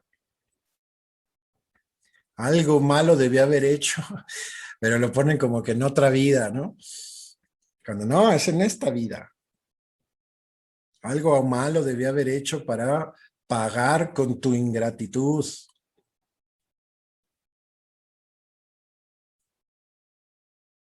¿Sí? Vamos a ver. ¿Qué es eso malo que hizo, señora? No sé, fue en otra vida. No, bueno, a ver.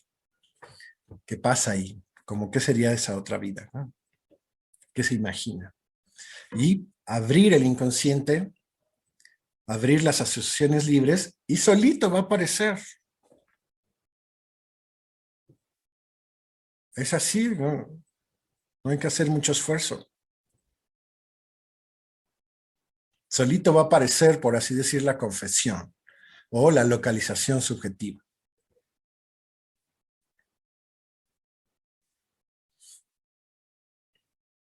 Entonces, vean cómo ahí donde el otro puede quedarse ahí, el yo, digamos, de la civilización, puede quedarse ahí y estoicamente aceptar su destino, ni modo, pues ya que,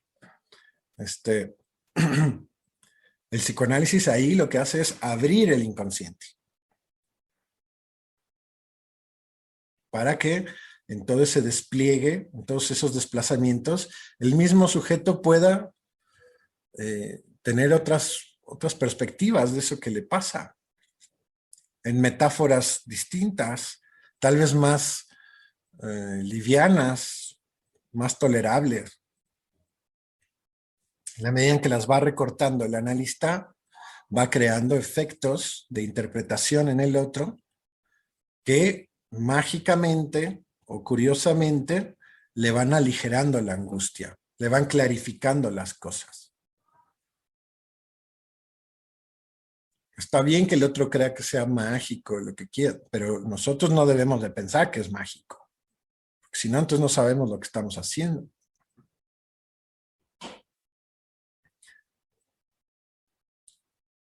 Como dice Lacan en La dirección de la cura, ¿no? El otro, bueno, puede menospreciar el valor de las palabras, no sé qué, pero nosotros no.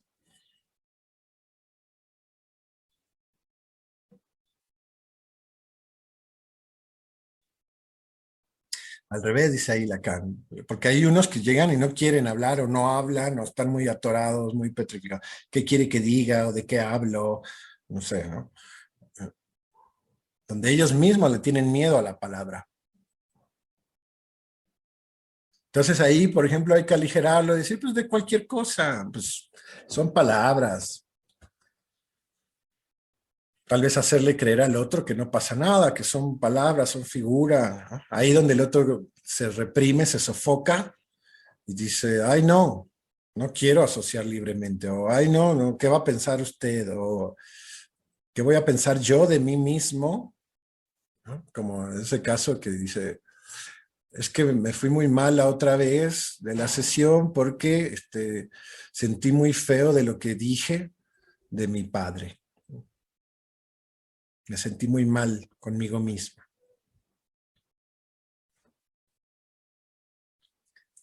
Y entonces ahora viene decidida a no cuestionar y no, o sea, a sofocar ese cuestionamiento.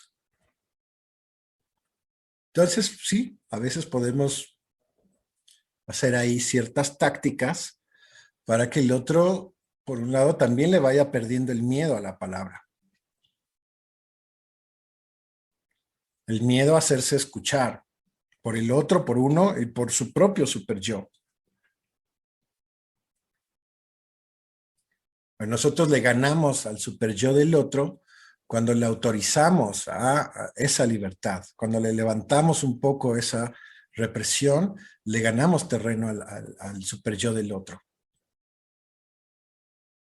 Por eso cuando hablamos de transferencia, digamos que el otro puede ponernos a nosotros mismos el lugar del super yo, por ejemplo, dígame qué tengo que hacer.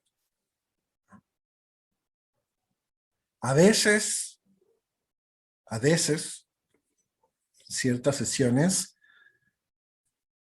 es mejor que uno soporte ese lugar porque uno es menos severo que su propio super yo.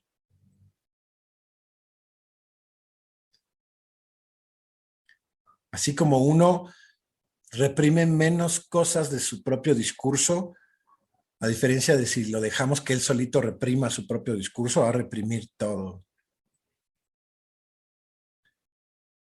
Entonces, esa transferencia, eso que nos transfiere el otro, es una oportunidad para marcar la diferencia con lo que el propio super yo de él ha venido haciendo durante toda su vida.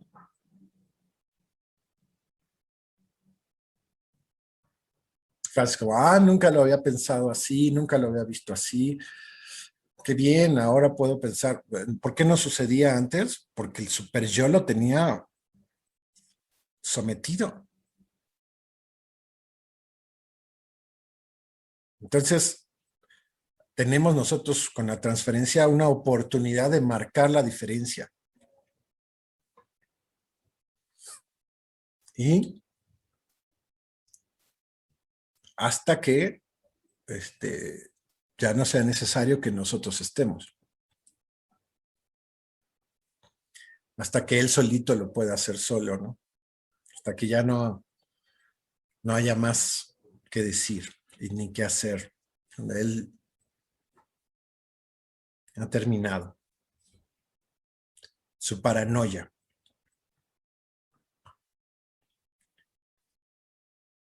Bueno, pues bien, pues estamos terminando ya.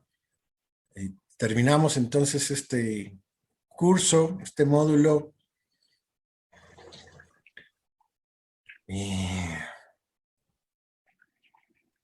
Y pues nos vemos hasta la próxima. ¿Cuándo es la próxima? ¿El próximo miércoles? No, bueno, ahora les va a mandar Vero sus constancias, ¿no? A los que lo quieran. Y no sé, no creo que sea el próximo miércoles. Primero tengo que armar la propuesta, pero yo creo que a más tardar en 2 miércoles. De todas maneras, mañana les mandamos este capítulo de Lacan para que se continúen un poquito más el tema. Y pues, seguimos aquí en el grupo, ¿no? Seguimos en contacto, escuchándolos, también a ver qué podemos relanzar. Mi idea es que relancemos el seminario desde otro ángulo, pero por supuesto haciendo valer este mismo curso, ¿no? Como continuar de otra manera.